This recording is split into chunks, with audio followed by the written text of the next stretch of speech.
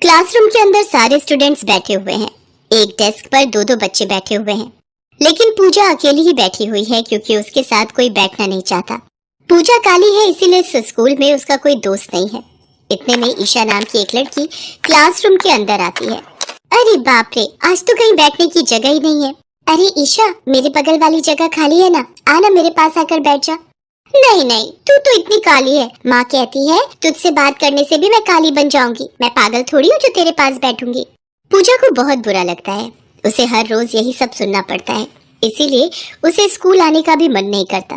पूजा रोते हुए घर लौटती है और अपनी माँ के पास जाकर कहती है, माँ मुझे इस स्कूल में नहीं जाना, सब लोग मुझे काली काली बोलकर चिढ़ाते हैं, मुझे अच्छा नहीं लगता माँ। अरे तू चिंता मत कर बेटी, तेरे पापा का ट्रांसफर हुआ है, हम यहाँ से चले जाएंगे और नए शहर जाकर तेरा एक अच्छे से स्कूल में एडमिशन करवाएंगे। पूजा ये सुनकर बहुत खुश होती है और उम्मीद करती है कि नए स्कूल में सभी उससे अच्छे से बात करेंगे, सभी उसके दोस्त बन जाएंगे। अगले ही महीने पूजा अपने माता पिता के साथ एक नई जगह चली जाती है। वहाँ जाकर उसके माता पिता उसका एडमिशन एक बड़े से स्कूल में करवा देते हैं। पूजा एक नई उम्मीद के साथ स्कूल जाती है, मगर पहले ही दिन उसकी सारी उम्मीदों पर पानी फिर जाता है। इस स्कूल के बच्चे और भी बुरी तरीके से पूजा से बात करने लगते हैं। अरे वो देख, वो नई लड़की कितनी काली है। अरे बाप रे, ये तो अमावस है। अमावस ये यहाँ क्यों आई है? इसे देखने से ही लगता है कि आज का दिन खराब होने वाला है। हे भगवान, ये तो कितनी डरावनी दिखती है। अगर कोई छोटा बच्चा इसे रात को देख ले तो चुड़ैल समझकर डर ही जाएगा। और तभी क्लास में सब जोर जोर से हंसने लगते हैं। तभी क्लास में टीचर आती है और कहती है, बच्चों आज आप लोगों को आज सरप्राइज टेस्ट लिया जाएगा, सब बच्चे टेस्ट के लिए तैयार रहो। अरे यार, सरप्राइज टेस्ट बोला था ना मैंने, आज का दिन खराब ही जाएगा। ये काली लड़की तो मनहूस है, मनहूस। तब टीचर पूजा को अपने पास बुलाती है और कहती है, टेस्ट से पहले इस नई लड़की से मिलो, इसका नाम पूजा है, कौन बनना चाहेगा इसका दोस्त? मगर कोई हाथ नहीं उठाता।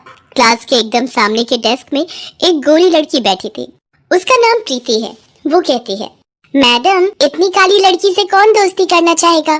प्रीति की इस बात से पूजा को बहुत बुरा लगता है। क्या इस स्कूल में भी सभी पूजा से ऐसे ही बात करेंगे, काली काली बोलकर चिढ़ाएंगे? पूजा ये सोचकर घबरा जाती है। क्लास खत्म होने के बाद प्रीति पूजा के पास आती है और कहती है, अरे अरे देखो तो इस काली चुड़ैल को, किसने एडमिशन दिया तुझे इस स्कूल में? अब स्कूल का नाम खराब हो जाएगा, सभी कहेंगे कि एक काली भूती पढ़ती है इस स्कूल में। ये क्या कह रही हो तुम? मैं काली हूँ इसलिए स्कूल का नाम खराब होगा? क्यों, काली होना कोई गुनाह है क्या? अरे बाप रे, अब तो तू जुबान भी लड़ाने लग गई। ओए, अगर तू मुझसे ऐसे बात करेगी ना तो मैं एक चुटकी में तुझे इस स्कूल से निकाल दूंगी। ये स्कूल मेरा है, मेरे पापा का, मुझसे जबान संभाल कर बात करना, समझी? प्रीति पूजा को धमकी देकर चली जाती है। इसके बाद से प्रीति हर रोज पूजा के ऊपर अत्याचार करती रहती है।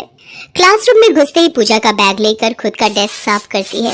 टिफिन भी पूजा को क्लास में बैठकर खाने नहीं देती और उससे कहती है, ए पूजा, यहाँ क्लासरूम के अंदर बैठकर खाना नहीं खा सकती तू, तेरा ये काला मुंह देखकर खाना नहीं खाया जाएगा हमसे।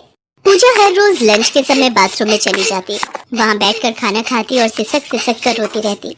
हे भगवान, आपने मुझे काला क्यों बनाया? सब लोग मेरा मजाक उड़ाते हैं, यहाँ कोई मुझसे दोस्ती नहीं करना चाहता। मैं क्या इतनी बुरी हूँ भगवान? ऐसे ही पूजा के दिन बीतते जाते हैं, मगर एक चीज में पूजा सबसे तेज है, वो पढ़ाई में बहुत अच्छी है। जनरल नॉलेज तो कमाल का है उसके पास। क्लास में टीचर कोई भी सवाल पूछे, पूजा सबसे पहले जवाब देती है। ऐसे ही फाइनल परीक्षा आ जाती है और पूजा मन लगाकर परीक्षा देती है। हेड टीचर के पास जब रिजल्ट आता है तो वो देखते हैं कि पूजा सबसे ज्यादा नंबर लेकर क्लास में फर्स्ट आई है। हेड टीचर को चिंता हो जाती है, अब मैं क्या करूं? इस स्कूल के मालिक हैं जायसवाल जी, उनकी बेटी प्रीति हर साल क्लास में फर्स्ट आती है, कोई और फर्स्ट हो गया तो जायसवाल जी गुस्सा हो जाएंगे। हेड टीचर जायसवाल जी को कॉल करके सब कुछ बताते हैं। जायसवाल जी गुस्से से कहते हैं, मेरे स्कूल में मेरी बेटी के अलावा कोई और फर्स्ट कैसे आ सकता है? नहीं, अगर ऐसा हुआ तो मैं किसी भी टीचर को सैलरी नहीं दूंगा और हर साल स्कूल के मैगजीन में क्लास में फर्स्ट आने वालों की तस्वीर छापी जाती है, उसमें एक काली लड़की की तस्वीर छपेगी क्या? क्या इतने बुरे दिन आ गए हैं? अब आप लोग देख लीजिए कि क्या करना है। हेड टीचर चिंता में पड़ जाते हैं। वो पूजा का नंबर काट देते हैं और प्रीति का नंबर बढ़ाकर उसे फर्स्ट पोजीशन पर लेकर आते हैं। क्लास में जब रिजल्ट सबके सामने आता है तो पूजा हेड टीचर के पास जाकर कहती है, हेड टीचर, मेरी परीक्षा बहुत अच्छी हुई थी। मुझे इतने कम मार्क्स कैसे मिल सकते हैं? वो प्रीति तो परीक्षा में चीटिंग कर रही थी, उसे सबसे ज्यादा मार्क्स कैसे मिल सकते हैं? अब जो है वो है, हार मानना सीख लो पूजा। पूजा वहाँ से चली जाती है। तभी वो सुनती है कि प्रीति उसके दोस्तों को सब कुछ सच सच बता रही है कि कैसे पूजा के नंबर कम करवाए हैं उसके पापा ने।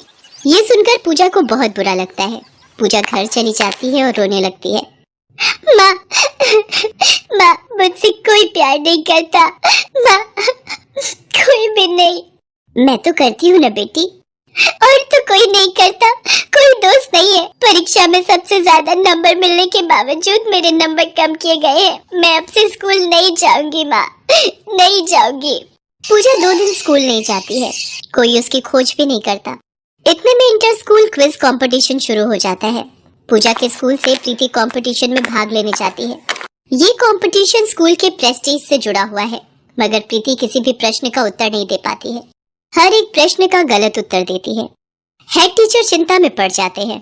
कंपटीशन का पहला राउंड खत्म हो जाता है और उसमें प्रीति का स्कूल सबसे पीछे होता है। हेड टीचर जायसवाल साहब के पास आते हैं और कहते हैं, जायसवाल सर, लगता है हम ये कंपटीशन हार जाएंगे।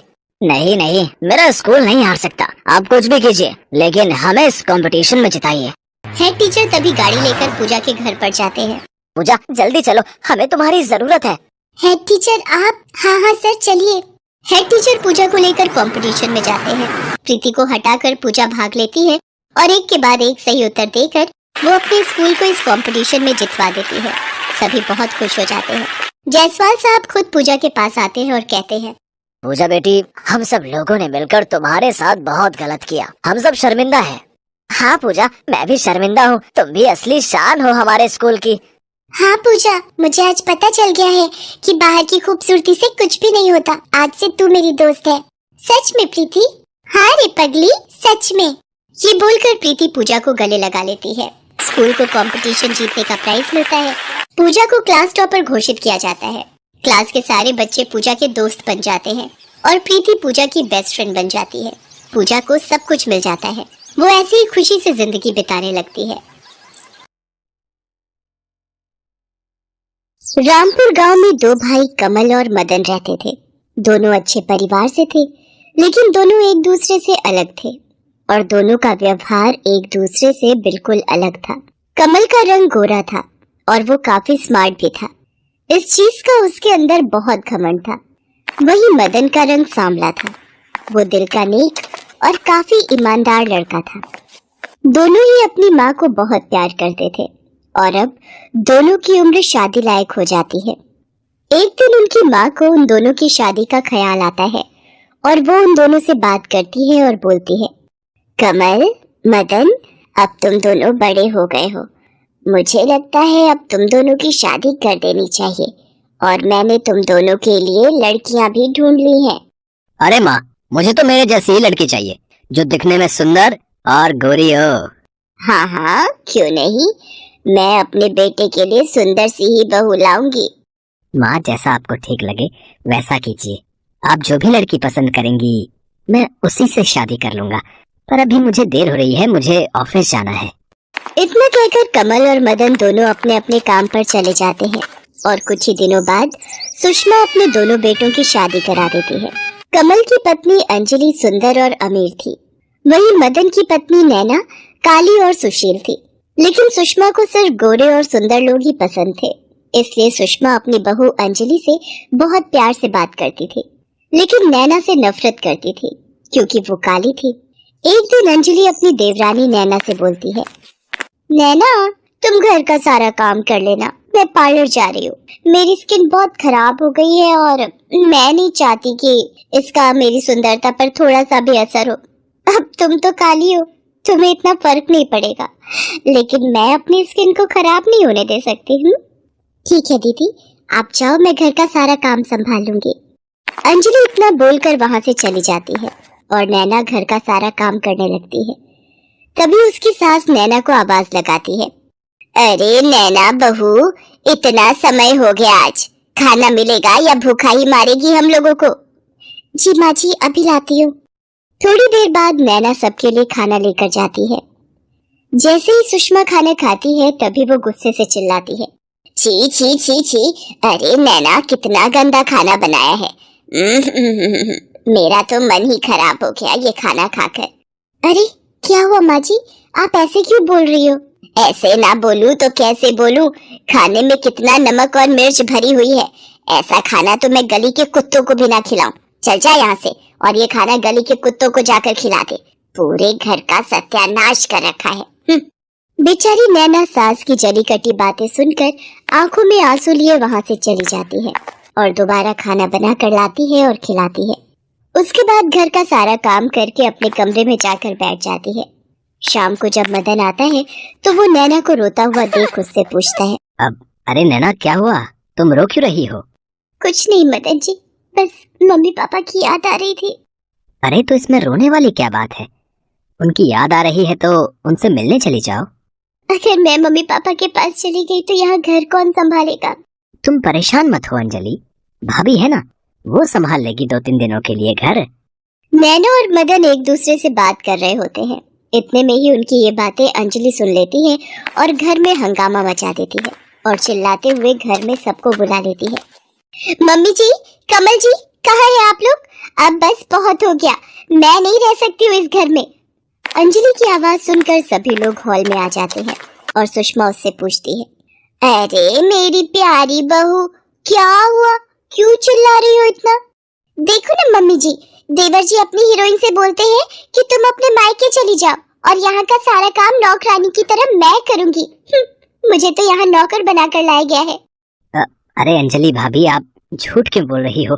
मैंने तो ऐसा कुछ भी नहीं बोला। बस बस देवर जी, रहने दो, बहुत हो गया। कमल जी आप सुन लीजिए, मैं इस घर में अब एक पल भी नहीं रह सकती। मुझे अभी के अभी इस घर से जाना है। अंजलि बहू ऐसे मत बोलो, ये तो है ही गवार। ऊपर से जब से ये कल्लो इसे मिली है तब से इसका दिमाग पता नहीं कहाँ चला गया। घर में लड़ाई हो जाती है। सुषमा जैसे तैसे करके अपनी बहू अंजलि को जाने से रोक लेती है और सब अपने अपने कमरे में चले जाते हैं। धीरे धीरे अंजलि और सुषमा का अत्याचार नैना पर बढ़ता ही जा रहा था। घर का सारा काम करने के बाद भी सुषमा और अंजलि उसके साथ मारपीट करते थे। धीरे धीरे कुछ महीने बीत जाते हैं। सुषमा की दोनों बहुएं प्रेग्नेंट हो जाती हैं। एक दिन सुषमा बाजार जा रही थी, तभी रास्ते में उसका एक्सीडेंट हो जाता है, जिससे सुषमा का एक पैर टूट जाता है, जिसकी वजह से वो चल फिर नहीं सकती थी। एक दिन आधी रात को सुषमा को प्यास लगती है।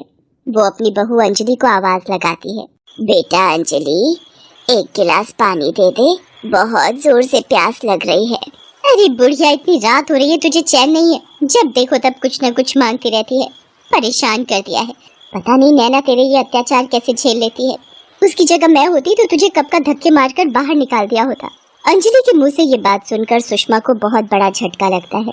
वहीं दूसरी तरफ सुषमा की आवाज सुनकर नैना उसके लिए पानी लेकर जाती है और अपनी सास को पानी पिलाती है। नैना उसकी इतनी सेवा कर रही है, ये देखकर सुषमा को खुद पर बहुत गुस्सा आता है और वो रोते हुए नैना से कहती है, नैना बेटा, मुझे माफ कर देना। मैंने सिर्फ तेरे रंग की वजह से तुझसे नफरत की। मैंने सिर्फ तेरे रंग को देखा, तेरे अंदर की सुंदरता को तो देख ही नहीं पाई। मैं तुझसे हाथ जोड़कर माफी मांगती हूँ, मुझे माफ कर दे। अरे माँ जी, कैसी बात कर रही हैं? आप मेरी माँ हो और माँ अपने बच्चों से हाथ जोड़कर माफी नहीं मांगती, उनके हाथ सिर्फ आशीर्वाद देने के लिए होते हैं। नैना अपनी सास को माफ कर देती है। दोनों अब बहुत प्यार से रहने लगती हैं। ये सब अंजलि बर्दाश्त नहीं कर पाती और वो अपने पति के साथ वो घर छोड़कर चली जाती है। उसके बाद उस घर में वो तीनों खुशी खुशी रहने लगते हैं।